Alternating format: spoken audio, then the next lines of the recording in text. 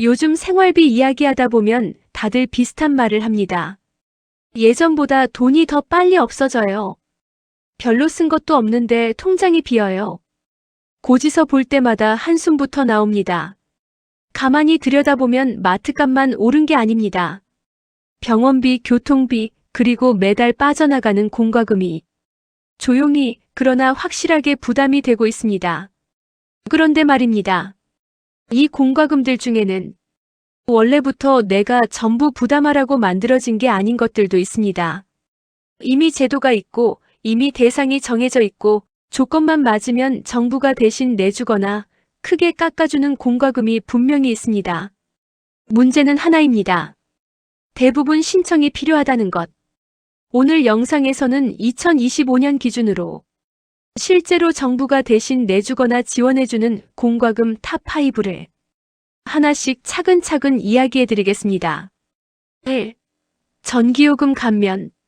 전기요금은 가장 많은 분들이 해당될 수 있는 대표적인 공과금 감면 항목입니다. 특히 기초생활수급자, 차상위계층, 장애인, 국가유공자 가구라면 이미 대상일 가능성이 높습니다. 전기요금 감면은 몇백 원 깎아주는 수준이 아닙니다. 급여 유형에 따라 매달 고정 금액이 빠집니다. 2025년 기준으로 보면 생계급여나 의료급여 수급자의 경우 전기요금이 월 16,000원 감면됩니다. 여름철에는 냉방기 사용을 고려해 월 2만원까지 감면됩니다. 주거급여나 교육급여 수급자도 전기요금 감면 대상입니다. 이 경우에는 월 10,000원, 여름철에는 12,000원까지 감면됩니다. 여기서 많은 분들이 이렇게 생각합니다. 나는 수급자니까 자동으로 되겠지. 하지만 실제로는 그렇지 않은 경우가 많습니다. 전기요금 감면은 대부분 신청이 필요합니다. 2. 가스요금 경감.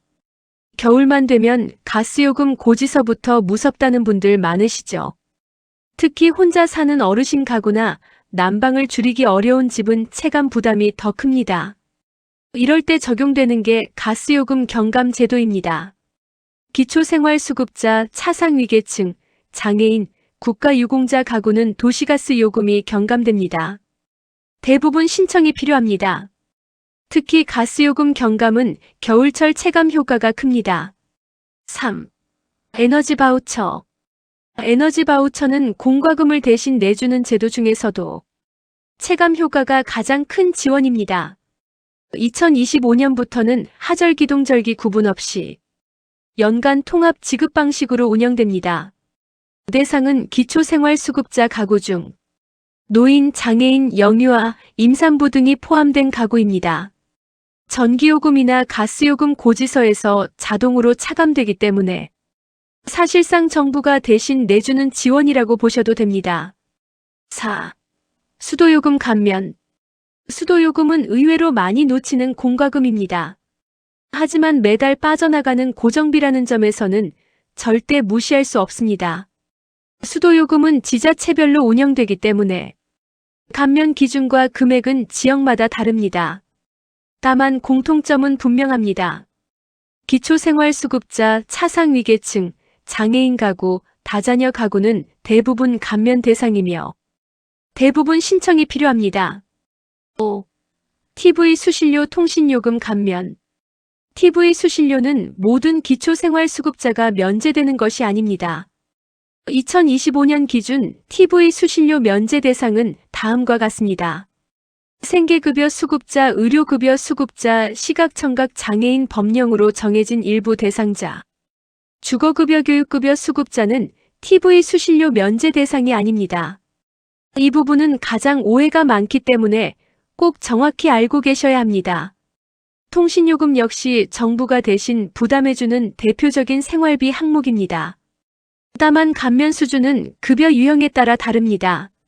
생계급여나 의료급여 수급자의 경우 이동통신 기본료가 월 최대 26,000원까지 면제되고 통화료는 50% 감면됩니다.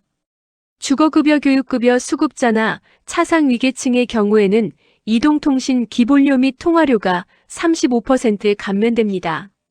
이 혜택은 휴대폰 요금뿐 아니라 인터넷 요금에도 적용됩니다. 대부분 신청이 필요합니다. 공과금 지원의 공통점. 지금까지 말씀드린 제도에는 분명한 공통점이 있습니다. 대상이어도 대부분 신청이 필요합니다. 한번 신청하면 계속 적용됩니다. 나는 해당 없을 것 같아 하고 넘기면 그대로 손해입니다. 주민센터에 신분증만 들고 가서 공과금 감면 대상 되는지 확인해 주세요. 이 한마디면 충분합니다. 요즘처럼 생활비가 빠듯한 시기에는 새로 돈을 버는 것보다 나갈 돈을 줄이는 게 더 현실적인 방법입니다. 오늘 말씀드린 정부가 대신 내주는 공과금은 이미 제도가 마련돼 있고 이미 예산이 준비된 지원입니다. 이 영상이 다음 달 고지서를 조금이라도 가볍게 만드는 계기가 되었으면 좋겠습니다. 오늘 영상이 도움이 되셨다면 구독과 좋아요로 많은 분들에게 정보가 전해질 수 있도록 도와주세요. 영상 내용을 글로 보고 싶으시다면 아래 설명란을 클릭해주세요. 앞으로도 알기 쉽고 믿을 수 있는 복지 정보로 다시 찾아뵙겠습니다.